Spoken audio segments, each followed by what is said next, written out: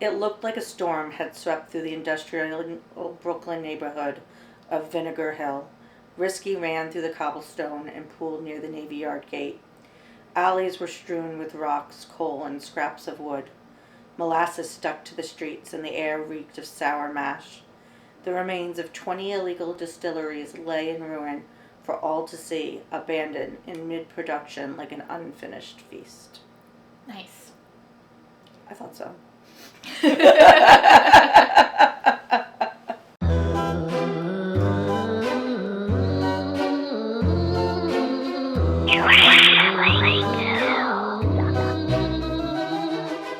This week, we decided to go to Kings County Distillery. In the old Brooklyn Navy Yard. Yes. Which in itself has its own history. Yeah, a lot of history. A lot of history there. A lot to see. And obviously possible ghostly encounters. Yeah. Yeah. I mean, just go. So there's Kings County Distillery, which if you want, that's where they obviously make the whiskey. Yeah. And you can get tours there, which we didn't do. No. But then they have right same area, like across the street, in the old gatehouse. Yes, the gatehouse. Yeah. Which is an amazing building. So crazy, especially the staircase to go downstairs to the bathroom. That staircase is spooky in itself. Yes. What was I saying? I was talking about when we had to walk back up it, and I was like, I know it's not the same thing, but I'm like, could you imagine a lighthouse? Those are the staircases. Right, that you have to go up and down every day. But it's even a larger turret because it's a ladder lighthouse. Yeah. No. And No, not at all. But anyway, so we went there and we tried some whiskey. Yeah. And it was really good. Yeah, it was very good. Everything we tried was great. They were very knowledgeable. Yeah. Friendly. They even have a cute outdoor area. Yeah, it was kind of a big area. And even inside, they had a couple of big tables. Yeah. And then smaller bar seating. Yeah. Yeah. And it's a small building in general. It's not a huge place, but it's perfect for what it is. They do cocktails too. Yeah. With their whiskeys. Yeah, and they have some local wines, I believe. Yeah, also. And a couple of beers. Yeah. Yeah, it was cute on the menu. They were we encourage you to try one of our whiskeys first, but if you really can't, here's some wine and beer. Yes, exactly. And they also have pizza for those of us out there who can. I can't, but it all looked wonderful. It looked really good. Yeah, I guess there's a local, I don't know where the kitchen is, but it's Sourdough Pizza Company or something like that. But no, so we also did our research and have a little history of the distillery and the Navy Yard. And stuff that could bring about trauma. Yes. And people lingering in their afterlife. Exactly. And what I think is interesting is the distillery that's there now came in I believe 2012. Yes, they started someplace else, and I'm horrible and did not write that down. But we do have all the websites and stuff listed, so you can go on and we're not historians. No, not at all. We're just presenting you the information that we have gathered. Yes, and you can piece it together. Yeah. But yeah, no, they have been there since 2012. Yeah. But that building that they're in has a lot of history with whiskey. Oh yes. Which from the whole Navy Yard. Exactly. Yeah, because from the 1800s when it was heavily taxed, whiskey, alcohol in general was just heavily taxed. Yeah. So most things, it was, underground. Yeah. There was the Irish mob involved. And just illegal distillery making. And I'm trying to remember. So basically, there was the whiskey wars that took place there, which is what I was reading in the beginning was kind of a description of the aftermath of what happened. It says on November 2nd, 1870, under the command of Colonel John L. Brooms, they arrived by boat from nearby forts and guided through the Naval Yard. It looks like at 9 in the morning with muskets and axes Axes. and crowbars attacking the neighborhood, targeting moonshiners. And it was the latest in several raids they did. Oh, it had been going on for 2 years. Oh, wow. So that wasn't even the start of it. And local New Yorkers will, I'm assuming that Colonel John L. Broom is where we get Broom Street from. Yeah. Oh, I didn't even think about that. Right? Yeah. Oh, I'm sure. Right? Because it's the same spelling. Yeah. For those who are local and they're like, where's Broom Street? That would be in the Village. Yeah, it runs through the Lower East Side. Some old stomping grounds. Into Soho, into the Village, all the way across. Yeah. So, because of these wars and stuff, I had mentioned, like, the Irish, mob, quotation. They had distillery criminal rings. Oh. It was very Boardwalk Empire. Yes. It said distillers formed criminal rings and had connections to City Hall. Oh. So. As described in the New York Times, Brooklyn distillers, like the cast of Martin oh my gosh. Scorsese. Thank you. You're welcome. What time is it? I can't talk. Martin Scorsese, also, who my dog was named after because he has the same eyebrows. Yes. Nearly all of them wore headlight diamond studs, big as filiberts, dazzling in their luminous intensity.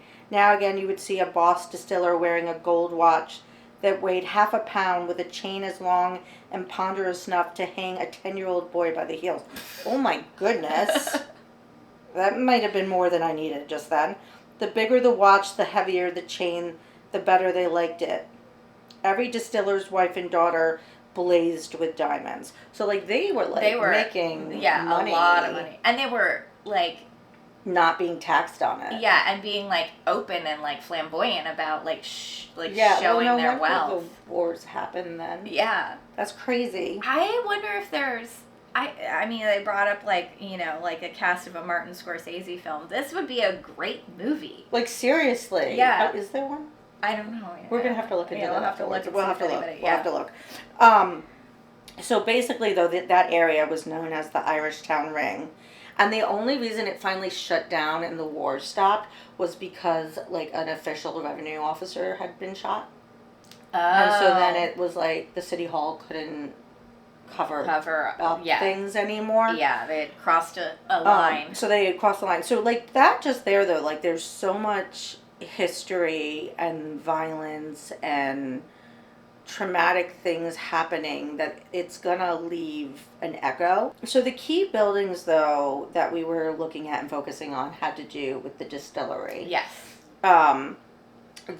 Where, like, it's actually made is in the old Paymasters building. Yes. Which would have been, like, back in the day where the naval officers and guys would, like, go get their pay stubs. Mm-hmm. But now it houses lots of alcohol. Yeah. Lots of alcohol. Lots of whiskey. It's like in the Naval Yard, I would say, like, when you go through the gates, if you just kept walking straight, it's on your right before you, right. Before, I have a speech impediment.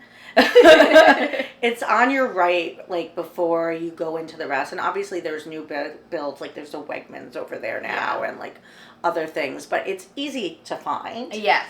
But do not confuse it for where you would do tastings. Yeah, those are two different places. places. Because if you get there at 5:30 at night, you're going to think it's closed because it is. It is. Yes. Because I think you need reservations for the tastings. Tours. Yeah. The building is also known as Building 121, and you'll see that when you go there. Everything is, like, numbered. Yeah. And it also served as a bank for the military in 1899. Oh. But yeah, so that is where you'll find where they're making the alcohol. And then, as we said earlier, the Gatehouse. The Gatehouse, is where you can go do tastings. Yes. beautiful build. I love old architect. Yeah. Gorgeous, gorgeous building. I wish they built things like that still. Yeah. But if you want to use the bathroom, you have to go downstairs, and it's in like a turret. Yeah. And it's like one of those metal winding. And I didn't tell you when we went down the first time, because yes, we went down twice. Yeah. When we were coming back up, I felt like it pulled on the wall a little bit. Like, I don't know if you saw my expression, because I like freaked out and jumped the last 2 steps up. Oh, I kind of do remember that. Yeah. Because it legit, like, I was like, I know I'm no small lady, but like, there's no way I'm taking this down. What the hell is going on? Right. Oh my gosh. But then, I went back down again. Yeah, no big deal. I mean. Yeah, whatever. So, but I don't know. I like the whole atmosphere. I like all the candles and it was that very glowy and warm and air conditioned. Yes, it is air conditioned this time of year. I want it to be fall so badly. I'm so ready for fall. I felt like a fall outing because it was like whiskey and candles. There were some leaves changing. I know, and I can feel it. My allergies are like, hey, except the fall is coming. Humid still. It's so gross. Yeah, not a so fan. Gross. So if you're looking for summer still, we're sorry, but we're not those people. No. It is. We're October. You will see this in July. Yeah. Bring on the ghouls. So going off of your feeling something in that stairwell. Oh my gosh, yeah. So the Paymaster building, which is not the one we were in, but it's like right there. And then in that neighborhood, all right there, is known for being one of the most haunted buildings in Brooklyn. Yes. And there's local lore of there's two main ghosts. There's the ghost of the Navy Yard. That's supposedly the ghost is the spirit of a sailor who died while on duty at the yard. Yep. And he's like been known to haunt the docks around there and those buildings, and you see him dressed in naval attire. Could you imagine like just being out on the docks and seeing like obviously there's no Navy men there anymore. Yeah. So like to see I don't even know how I would react. Yeah, if I like a full apparition like that. Yeah. I don't know. I wonder if like you would. You would like walk up, put your arm around him, and be like, "Hey, let's take a photo." Yeah, like like, hey. I feel like my initial reaction would be like, "Oh, someone's dressed up." Like like it's not Halloween, but let's go with it. Let's go. Yeah. Oh my gosh. Oh my god. Oh, that would like, like, especially since we were kids. Like, obviously, we've always been like into the ghost and supernatural and like playing with Ouija boards and getting ourselves into 10 trouble. Years old. Yeah, but like, and we've both had experiences, but like to see a full apparition. Yeah, I've never experienced that, and I don't know what. I want to. I know I do too. I want to, and we didn't. Yeah, sadly. Yeah. But I know I would freak out. Yeah. Well, I guess the only time, which I'm still like, so the other ghost, which is every haunting has a lady in white. Oh yeah. Oh, there's always a lady in white. There's been some research though on ladies in black. Oh, I've heard. We'll cover that another time. Yeah, it's usually ladies in white, but there's also the ladies in black. Yeah. And so not me though, to be clear. No, that's fair. Yeah, you're still living. But there's a lady in white in the Naval Yard too that supposedly. Tragic accident at the yard. Of course, they don't go into what. No, it's always a tragic accident. And she's seen to be wandering the night dressed in a flowy white gown. Supposedly reported walking near the old dry docks. So again, somebody I don't want to see. So, but that made me think, because I was like, oh, I've never seen a full body apparition. So I'm still not convinced on this one. I know. But now I'm getting goosebumps because we're in the area. Yeah. So as a resident of Brooklyn, I was walking my dog late one night, and he's reactive. So somebody was walking towards me, and what I do is I always like pull over to the side and give him some treats so the person can pass. Just in case I don't want him to bark and scare someone. Yeah. So that's just like our routine. We do it every time we're on a walk. So I saw this woman in white walking towards me. It was super late at night. She was getting close, so I kind of pulled over and put my attention on the dog. And she didn't pass, like, when I assumed she would be passing. And I looked up, and no one was there. So weird. Could she have gone into an apartment? Well, yeah, but I feel like you would have, like, seen that. Just because of the way, like, how movement. exactly. Yeah. Like, we're both super sensory. Like, you would have seen it or, like, felt it or something. Yeah. So to me, like, you would have heard a door shut. Like, these doors are heavy doors. Yeah, they're old buildings. Yeah. There's no, like, it's not like the doors today where, like, they're hollow and, like. Yeah. You would have heard it. I don't know. I still believe with you that it was. And you haven't seen her again since. I never saw her since. And yeah, it was just weird because it is something, like I said, because it's something I do every walk that I'm just like so hyper aware of people. Yeah. Have you, and like, obviously, if you haven't, maybe this is research for another time, but have you researched your neighborhood for like the white lady? I have, and I haven't really found, Brooklyn in general, has a lot of history, and like we were saying, like the woman in white is a very common absolutely, trope. And not just in Brooklyn, like anywhere. There's always we're not the first people to talk about the woman in white because everyone knows about a woman in white. So I was saying, going with like the ghostly things of the area, when we were in the gatehouse, and we went down to the bathroom the first time. Yes, it's a single stall, but there's like a little window that you can kind of like sit while you're waiting for someone. Just like a little... So I was sitting there, and you had come out, and there's like this creepy mirror in the bathroom. Yes, but like creepy, like we must take a photo. Creepy. Right. So we were like, you had the door kind of propped and getting ready, and I think I had turned to you about your bag or something, being like, oh, do you want me to grab your bag? Right. Yes. And you had said, oh, no, we'll have the door open. And as I turned, like, it wasn't like a full apparition or anything like that, but it was like, when you, like, somebody walks by and there's that, like, I don't know how to explain it. Like, they leave a trail. Yeah. Like, wisps of, like, color. Yeah. And it was all white. And it was, like, running up the steps. Oh, that's and it happened so quickly. Yeah. And then that gentleman came down, like, real person, not a ghost. And so we were like, all right, we'll do this later. Yeah. And so I didn't say anything in the time because I was like, well, we'll just go upstairs. But then that's when it felt like the steps were coming off the turret. And I jumped the last two because it freaked me out. Yeah. And then it was totally like, because I kind of shook it a little. Like, they were sturdy. Yeah. And like when we walked him later, like it didn't happen again. But those were all within seconds of each other. That's weird. Yeah. Yeah. It was super weird.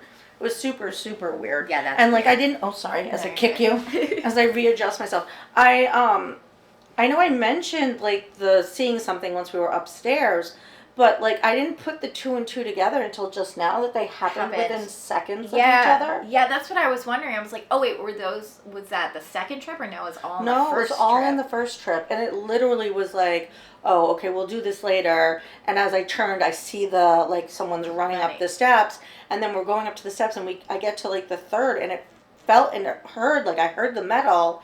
And so I jumped the last two steps because it scared me. I mean, they weren't big jumps. They were like... Yeah, they were small steps. Small steps, but like, creeped me out. That's so creepy. Yeah. So, was it a ghost? Was it not a ghost? Like, I don't know. But, I would definitely recommend going back. Absolutely. Like I was texting my husband being like, hey, we gotta come here the next time we're down. Yeah. And he liked the photos and thought they were cool. And I texted our friend too and was like, yeah. So I would definitely recommend going. It's like encounters aside, it's a great, good whiskey. And even checking out the whole old Naval. Yeah, like walking docks, around walking around there. That was like really cool. Yeah, and we got some fun shots, photos. Yeah. And it's just kind of because of, like, where it is. I feel like the Naval Yards, I mean, they built that brand new Wegmans over there. So it's and there's, like, other shops over there, too. It's kind of starting to become built up. But that was an area that was, like, very much kind of industrial. Yeah. So I feel like it's still kind of a hidden gem a little bit. Oh, absolutely. Because it wasn't busy on a Saturday night. You know what I was hoping, though? And probably under the roads it is this, but I was, like, kind of hoping there would still be, like, some cobblestone or something like that. Oh, yeah. And I'm sure, like, in any city that's been, like, it's there somewhere. It's there somewhere, yeah. I bet there's still some areas, because you still have the cobblestones in the West Village. That's true. Well, that's like Portland, Maine. You know, there's definitely, like, areas that are still, like, the old cobblestone. Yeah. And there's this one street, and at some point we'll, because we were talking about Portland, there's this one street that, like, it just feels like you're in, like, the 1800s. Yeah. Because the buildings are old and the road is all cobblestone. It's really cool. That's awesome. We'll touch on it at some point. At some point, definitely. You know, as we're called the traveling ghouls, like, we would love to, like, travel and, like, get different locations. Yeah, move outside the tri-state area. Sometimes we'll be together, and sometimes we're gonna have to do it from distance since I don't live in the same state. Yeah, we live in separate states, but it is the tri-state, so we're close enough. Oh yeah, it's a simple ride as long as you're not driving over Labor Day weekend. Yeah, seriously. And an hour is added onto your drive. Yeah. Oh, Connecticut. I feel like we need to introduce ourselves going on, because you brought up, like, I'm originally from SoCal. Yes. And we met in Connecticut. In second grade. Second grade. Yeah. In second grade. And in Mrs. Johnson's class. Yes. And we were doing, like, a fake Thanksgiving Day, I think, on your first day. On my first day, it was like the Thanksgiving meal. Yes. I remember visiting the classroom the day before, and everybody was, like, cooking and prepping for the meal. And I was like, I want to help. Yeah. And, like, we've just been, like, best friends ever since. Yeah, I was going to say, we quickly bonded over our love of breaking into the haunted house next door to. Which is long gone now, but I know. The things we found and did. And the fact that our parents just let us roam the woods between our houses. Yeah. Which, the 80s and 90s. I know, like, I would never now. Like, my oldest will be like, Mom, I'm going to go on the swings. And I'm like, well, okay, hold on. I need to be in the kitchen so I can see you. Yeah. Meanwhile, my mom would just, like, send me outside and be like, come home for dinner. Yeah. Before it gets dark, make sure you're home for dinner. And, like, that's, like, not that we're, like, true crime, but, like, where I lived, within, like, 10 years, there had been, like, a murder of a young boy. Yeah. And they never solved the murder either. I mean, they suspect it was someone who knew him. Right. But, like, that's still, like... Yeah. And there was a house on our street that I remember, like, Mom and I, and this is when I was older, well, we'd go for walks and stuff, and I remember saying to her one time, like, I don't know why, but, like, that house just, like, creeps me out. Mm-hmm. And my mom was like, well, I'm not really surprised that was, like, his home. So, like, literally lived on our street. Oh, my gosh. Yeah. I didn't know that. That's crazy. Yeah. Well, and also, like, just, like, being elder millennials, like, we're from the time of, like just go outside and play. Yeah. Like, we were, when I was up in Vermont for our mini moon, honeymoon, whatever you want to call it, after our wedding, we were like, we were in nowhere, Vermont, you were there. Yeah. But we were driving around, and there were kids, like, just outside playing in the yard, in the middle of nowhere, and I'm like, there are still parts of the country where people just, like, send their kids outside unsupervised. Yeah. I listen to too much true crime. I listen to too much true crime. It's true, though. Like, I remember driving around, like, rural Vermont and be like, there are so many children just roaming the neighborhoods. Yes. But it's kind of cool in some ways because, like, my mom lived in Vermont. Like, that was part of her childhood. Yeah. So it kind of gave me, like, a look at what her childhood was like. Because, she only tells so many stories. But yeah, so we met in in second grade. We met in kindergarten in Connecticut, and old school millennials here snail mailed forever. Yes. Like, actually stayed in touch. We'd call each other on Christmas and birthdays. Yep. And I would go, like, even though I lived in California, like, I would be in Connecticut a lot, so I would see you. Yeah. And once we were, like, teenagers, you came out to visit a couple of times. And then, like, you know, internet and Facebook and social media and all that made life so much easier. Yeah. And cell phones. So it was, like, a lot easier to stay in touch as we got older, too. Yeah. Well, like, I feel like you, and we've always said this, we always felt like there was, like, an instant, like, you know how you're just drawn to people? Yeah. And it was like I always felt like I had known you before. Yeah. Like, yeah, we were like fast friends really quickly. Really easily. But then we also found out we were related. Yeah, so. Which is so funny since I mean, I know your mom's family is from Connecticut, but like. Right, I grew up in California. Southern California, yeah. And I'm Connecticut born and raised. Never ventured anywhere other than vacations. Right. Maybe someday. So. It was crazy just to be like, oh my God, we're related too on top of it. Although they've done weird studies where they like say genetics, there's like a draw. Yeah, I've heard like, I mean, and they just like twins separated at birth. And there's like weird things that like connect them together and Yeah. So like, I don't know, it's just crazy. But yeah, so we've been friends forever, and have gone through everything. Yeah, everything. When you can consider second grade through adulthood, that's a lot. And we've always like had a thing for supernatural. Yeah. And things that go bump in the night, and witches and ghosts and true crime, supernatural stuff. Because like even like. Aliens, like we've had those conversations up in Maine, camping, camping, basically in rundown cabin.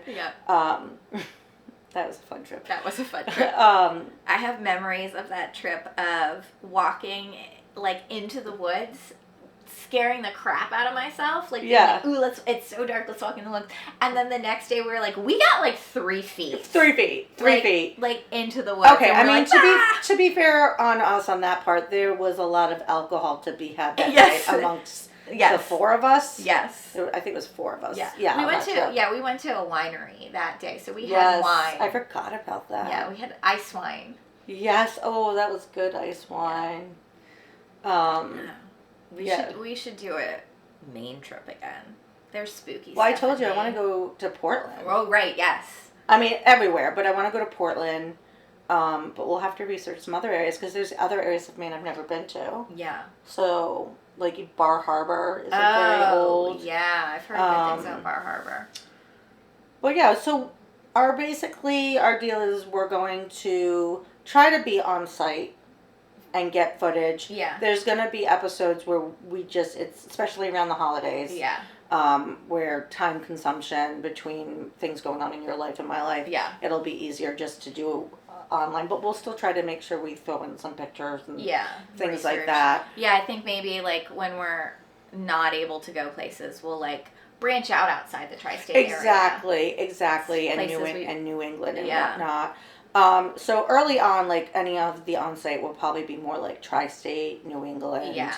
Local. Maybe like Maryland, Delaware, because that's also not too far. That's not too far. Or Pennsylvania. Yeah. So, and then we'll do some of the other ones. Eventually, though, we'd like to be able to go lots of places and show you guys what we see and what we experience. Because some of this to us, too, is like ghost hunting. Yeah, exactly. You know, maybe without all the equipment, maybe some equipment down the road. Yeah. But, we're not as like into like the supernatural as we are. Neither of us are also like actively seeking it out. We're both scaredy cats. We're huge scaredy cats. Yeah. I don't watch things that go bump in the night unless it's like ghost hunters. Yeah. Or kindred spirits, which I love. I love kindred spirits. It's one of my favorites. But then like if you asked me if I saw like a haunting in Connecticut. Right. I'm going to be like, no. No. That's too close to home for me. Too scary. No. Yeah. I'll watch scary movies, but I like watching them the month of October because they're on cable and they're edited for TV. Yes, those are the best. So then I can watch it because it's not as scary. Yeah, oh my gosh. But one of my favorite stories is about your father reading The Exorcist. Oh, yes. Yes, and then like not being able to go to sleep and having to have all the lights on. Yep. And that wasn't even the movie. That was just the book. But I love that. It's like one of my favorite stories. Yeah. It reminds me of the Friends episode where Joey has to put the book in the freezer. Yes. Oh, that's good. Yeah. That's really good. I know we were talking about this the other day about like Goosebumps. Oh, and, yes. What's the other one? Are You Afraid of the Dark? Oh, yeah. See, that's true. Also, that's the thing that I feel like is like millennials, like we also were raised on spooky stuff. Yeah. Like Goosebumps, Are You Afraid of the Dark, Fear Street, Beetlejuice. Beetlejuice. Addams Family. Yes. Like everything, like there was a lot of that, like. Oh yeah, absolutely. Or even like, and now granted it's not like the new Sabrina, but like. Yeah. We had all the witchy stuff, Sabrina the Teenage Witch, Charmed. Yes. Buffy, yeah. Buffy, Supernatural, like that was later. Yeah. Gwen actually just got for her birthday, Buffy the Vampire graphic novel. Oh. So I'm like, yes, get into Buffy. Oh my God, I love Buffy. I'm so excited. I loved Buffy. The 3. Oh, speaking of, oh my gosh, we're so all over the place. Practical Magic 2. Oh yeah. Very excited about that. I'm so excited. Like, let's talk about things we watched, like that and The Craft, right? Yeah. See The Craft? Yeah. But like, Practical Magic 2. I'm so excited about that. Super excited about that. And I don't know if it's going to happen next year. It might have to get pushed out, but like, myself and another friend are going out to Washington. Right. Yes. Where they filmed the original. So I'm very excited about that. Plus, I've never been to Washington, so. But yeah, so that's that for this week. Yeah, I feel like it was a good, like, kind of got an intro to what we're about and what we're doing. We definitely will have more of me mispronouncing words. Getting distracted by everything. And jumping off topic frequently. Yeah. So I'm sorry now for all the editing. But yeah, so hopefully we'll have more of these. We're thinking like bi-weekly to start and then posting little things in between. Yeah, like we'll definitely post, like we said, we took pictures, so we'll post on social media like the locations and little snippets of it. Yeah. And we're Traveling Ghouls on Instagram and TikTok. For now. Yeah. Soon to be YouTube. But yeah. Yeah. That's that. Yeah. Yeah.